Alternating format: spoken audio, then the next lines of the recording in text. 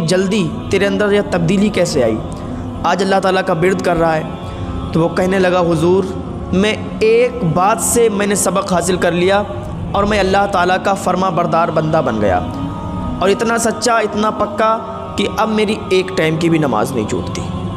مسلم بن عقیل فرماتے ہیں وہ ایسا کون سا واقعہ تیرے ساتھ پیش آیا کہ جو تو اتنا سچا پکا اللہ تعالیٰ کا فرما بردار بندہ بن گیا، نمازی بن گیا اور اللہ تعالیٰ کا ورد کر رہا ہے؟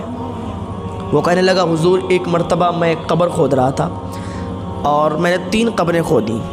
3 قبروں کو کھودنے کے بعد میں آرام کرنے لگا۔ اتنی دیر میں میں نے دیکھا کہ فرشتوں کی ٹولی اتری۔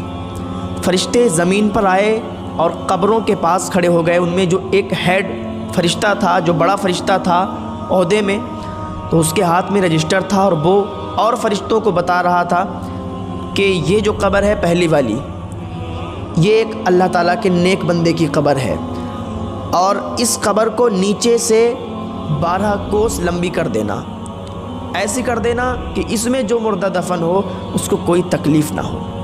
یہ اللہ تعالیٰ کا نیک بندہ اس میں آئے گا۔ پھر کہا دوسری قبر کے پاس جب وہ گئے تو ان میں سے وہی فرشتوں کا سردار ہیڈ فرشتہ بولا کہ یہ جو قبر ہے اس میں اللہ تعالیٰ کا نیک بندہ آئے گا، اس کو 40 کوس تک پھیلا دینا، نیچے سے 40 کوس تک اس کو لمبا کر دینا۔ اتنا کہنے کے بعد وہ آگے بڑھ گئے۔ دوسری قبر میں جب گئے، دوسری قبر کے پاس جب گئے تو وہ فرشتہ بولا کہ یہ جو قبر ہے یہ اللہ تعالیٰ کے نافرمان بندے کی قبر ہے اور یہ گناہگار بندے کی قبر ہے، اور اس میں عذاب ہونا ہے، اور اس قبر کو اتنا ملا دو، اتنا ملا دو کہ اس مردے کی ایک پسلی ادھر آ جائے اور ادھر کی پسلی ادھر آ جائے، اس پہ عذاب ہونا ہے اللہ تعالیٰ کا۔ جب میں نے یہ سنا حیران کہ یہ معاملہ کیا ہے، پھر میں تھوڑی دیر بیٹھا رہا۔ میں نے دیکھا کہ ایک جنازہ آ رہا ہے، اس کے ساتھ صرف 7 لوگ ہیں۔ 7 لوگ ایک جنازے کو لا رہے ہیں۔ جب 7 لوگ ایک جنازے کو لا کر انہوں نے پہلی قبر میں دفن کر دیا، اور دفن کرنے کے بعد جانے لگے تو میں نے ایک کا ہاتھ پکڑ لیا۔ میں نے کہا بھائی ذرا یہ تو بتاؤ کیا یہ آپ کا رشتہ دار ہے؟ اس نے کہا نہیں یہ میرا رشتہ دار نہیں ہے۔ کہا پھر کوئی جان پہچان کا ہے؟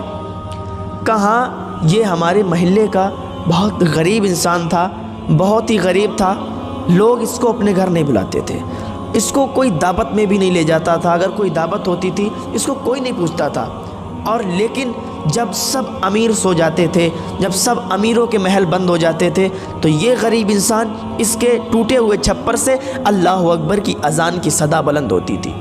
یہ نیک بندہ تھا اللہ تعالیٰ کا۔ کا مبارک ہو تم نے نیک بندے کو قبر میں دفن کیا ہے، یہ جنتی ہے، اس کو جنت کی بشارت مل گئی ہے۔ میں نے خود ابھی فرشتوں کے منہ سنا ہے۔ وہ لوگ خوش ہو کے چلے گئے۔ پھر کہا میں بیٹھا رہا، پھر میں انتظار کرنے لگا کہ اب دوسرا جنازہ کون سا آنے والا ہے۔ جب دوسرا جنازہ آیا تو اس جنازے میں فقط 4 لوگ ایک جنازے کے ساتھ آئے۔ آنے کے بعد انہوں نے اس جنازے کو دفن کیا۔ دفن کرنے کے بعد وہ جانے لگے۔ میں نے ان میں سے ایک کا ہاتھ پکڑ لیا۔ میں نے کہا بھائی یہ بتاؤ کیا یہ تمہارا رشتہ دار ہے؟ انہوں نے کہا نہیں میرا رشتہ دار نہیں۔ کہا پھر کوئی محلے والا ہے؟ کہا نہیں یہ محلے والا بھی نہیں۔ کہا پھر کون ہے؟ تو وہ کہنے لگا کہ یہ ایک مسافر تھا، اور یہ 1-2 دن سے روز ہمارے محلے سے گزرتا تھا۔ امیروں کے گھر ہیں ہمارے محلے میں، امیر لوگ رہتے ہیں، ادھر سے یہ گزرتا تھا تو کوئی اس پر توجہ نہیں دیتا تھا، لیکن آج اس کا انتقال ہو گیا تو ہم نے کچھ لوگوں کو اکٹھا کیا، ہم نے تمام امیروں کو بلایا، ہم نے کہا آؤ اس کو دفنا دیتے ہیں، کچھ کفن کا انتظام کر دیتے ہیں، اس کی فاتح خوانی کا کچھ انتظام کر دیتے ہیں۔ تو سارے امیر بھاگ گئے، سارے امیر چلے گئے۔ بولے یہ غریب انسان ہے، اس کو دفنائیں گے؟ ارے ہمیں انفیکشن ہو جائے گا، ہٹاؤ اسے ایک رسی میں باندھ کے کسی دریا میں پھینک دو جا کر۔ جب انہوں نے اتنا کہا تو ہم 4 لوگوں نے اس کے کفن دفن کا انتظام کیا اور اس کو دفن کر کے جا رہے ہیں۔ اس قبر کھودنے والے نے کہا مبارک ہو تم نے ایک اللہ کے ولی کو دفن کیا ہے، تم نے ایک اللہ کے ولی کو دفن کیا، یہ جنتی ہے، میں نے فرشتوں کے منہ سنا ہے۔ وہ لوگ خوش ہو کر چلے گئے۔ اب جب لاسٹ میں جو جنازہ آنے والا تھا وہ دیکھ رہا تھا وہ کون سا جنازہ ہے۔ دیکھا کہ بہت ہی دھوم دھام سے لاکھوں آدمی اس جنازے کے ساتھ، پھولوں سے مالا سے پوری چارپائی سجی ہے، لوگ نعرے بلند کرتے آ رہے ہیں۔ جب وہ جنازہ آ گیا تو لوگوں نے پوچھا کہ کوئی قبر خالی ہے؟ تو میں نے کہا ہاں ایک قبر خالی ہے. کہا کتنے روپے؟ میں نے کہا 1000. تو ان امیروں نے 1000 روپے لے کر اور میرے منہ پر مار دیے. بولے دور ہٹ جا، اب یہاں امیر کا جنازہ ہے، امیر کو دفن کرنے والے ہیں، تو ہٹ یہاں سے، انفیکشن پھیلا رہا ہے. بولے میں ہٹ گیا دور. جب انہوں نے دفن کر دیا جنازے کو، اس مردے کو دفنا دیا تو مٹی کم پڑ گئی. پھر مٹی باہر سے آئی، مول خرید کے منگائی گئی اور اس کی قبر کو اور اونچا کر دیا گیا. اور میں دیکھ رہا تھا اور میں سوچ رہا تھا کہ فرشتوں نے کہا تھا کہ جو تیسرا انسان اس میں آئے گا اس کی قبر میں عذاب ہوگا. میں یہ سوچ کر بڑا افسوس کر رہا تھا. پھر جب وہ جانے لگے، ان میں سے میں نے ایک کا ہاتھ پکڑ لیا. میں نے کہا بھائی ایک بات بتاؤ، یہ تمہارا رشتہ دار ہے؟ اس نے کہا نہیں رشتہ. اب ایک بات سنیے، جب آدمی غریب ہوتا ہے، جب انسان غریب ہوتا ہے تو اس کے رشتہ دار بھی اسے بھول جاتے ہیں، اور جب انسان مالدار ہو جاتا ہے تو جو رشتہ دار نہیں بھی ہوتے ہیں وہ بھی کہنے لگتے ہیں کہ ہم تمہارے رشتہ دار ہیں. جب انسان غریب ہوتا ہے تو اسے پیسے دینے والا کوئی نہیں ہوتا ہے. اس کو اگر وہ کسی سے ادھار بھی مانگ لے تو اس کو کوئی نہیں دیتا. لیکن انسان اگر مالدار ہے تو مالدار ہی مالدار کو دیتا ہے. آج کل غریب کا کوئی نہیں ہے. تو وہ کہنے لگا کہ آپ اس کو جانتے ہو؟ اس نے کہا نہیں ہم تو نہیں جانتے. کہا بھائی ایک بات بتائیں تو ناراض تو نہیں ہو گئے؟ تو اس نے کہا بتاؤ ہم کیوں ناراض ہوں گے، نہ تو ہمارا کوئی رشتہ دار ہے، نہ تو ہمارا کوئی خاندانی ہے. ایک امیر شخص کی بیوی کا جنازہ ہے، ہم تو شریک ہو گئے، ہم تو مٹی دینے کے لیے چلے آئے. کہا سنو، میں نے فرشتوں کے منہ سنا ہے کہ اس قبر میں جو دفن ہونے والا ہے اس پر عذاب ہونے والا ہے اللہ تعالیٰ کا. یہاں تو تم نے اس کو مٹی سے اوپر تک بہت بڑی قبر بنا دی، پھولوں کے مالا چڑھا دیے، پانی چھڑک دیا، لیکن قبر میں اس پر عذاب ہو رہا ہے. اس قبر کھودنے والے نے کہا یہ بتاؤ اس کے معاملات کیا تھے، کون سی ایسی وجہ تھی کہ جس کی وجہ سے آج یہ قبر میں عذاب کی مستحق ہے، آج اس کی قبر میں عذاب ہو رہا ہے. تو وہ کہنے لگا بھائی بات یہ ہے کہ یہ سب سے امیر، شہر کے سب سے امیر کی بیوی تھی. محلے کی غریب بچیاں اس کے دروازے پر اگر آتی تھیں اور کہتی تھیں کہ چلو آج ہم نے حضور کی محفل سجائی ہے، آج ہم نے ظہر کے بعد یا عصر کے بعد ہم نے حضور کی محفل سجائی ہے، چلیے ہمارے گھر، آپ امیر گھر کی بہو ہیں، آپ ہمارے گھر آئیں گی، ہماری عزت میں اور 4 چاند لگ جائیں گے. تو یہ کہا کرتی تھی، تھپڑ مار کے کہا کرتی تھی کہ نکل جاؤ، ہم تمہارے گھر پہ آئیں گے، ہم اتنے امیر ہیں، تمہارے گھر پہ جا کر ہم انفیکشن ہمیں ہو جائے گا، ہمیں یہ ہو جائے گا، وہ ہو جائے گا. تو وہ غریب بچیاں مایوس ہو کر واپس لوٹ جایا کرتی تھی.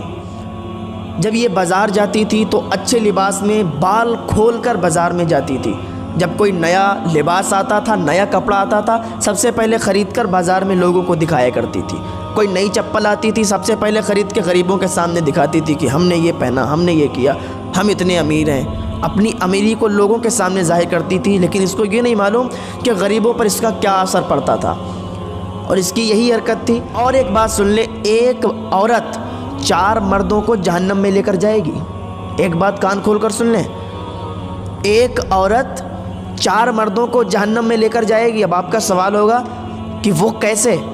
تو سنو، ایک عورت سب سے پہلے جب عورت گناہگار ہوگی تو وہ 4 مردوں کو گنائے گی اور 4 مردوں کو وہاں سزا دلوائے گی. تو وہ کہے گی، سب سے پہلے اپنے باپ کو بلائے گی، سب سے پہلے اس کے باپ کو بلایا جائے گا، پوچھا جائے گا کہ تم نے اس کو کیوں نہیں منع کیا. جب یہ بالوں کو کھول کر آوارہ کی طرح پھرتی تھی، گھومتی تھی، گلی محلوں میں سب کے گھروں پہ جایا کرتی تھی، راستوں میں موبائل پر بات کرتے ہوئے ادھر سے ادھر جب گناہ کا کام کرتی تھی تو تم نے کیوں نہیں روکا. چھوٹے چھوٹے کپڑے پہنتی تھی تو تم نے کیوں نہیں روکا. تو اس وجہ سے اس کا باپ پکڑا جائے گا. پھر اس کے بھائی کو بلایا جائے گا اور کہا جائے گا کہ تم نے اس کو کیوں نہیں روکا. تمہاری بہن بال کھول کر، سر پر دوپٹہ نہیں، بدن پر پورے کپڑے نہیں، اور آوارہ کی طرح روڈوں پر گلی محلوں میں گھومتی تھی، تم نے کیوں نہیں منع کیا. اس وجہ سے بھائی بھی پکڑا جائے گا. پھر اس کے شوہر کو بلایا جائے گا کہ تمہاری تو بیوی تھی، تمہاری تو شریک حیات تھی، تم نے اسے کیوں نہیں منع کیا.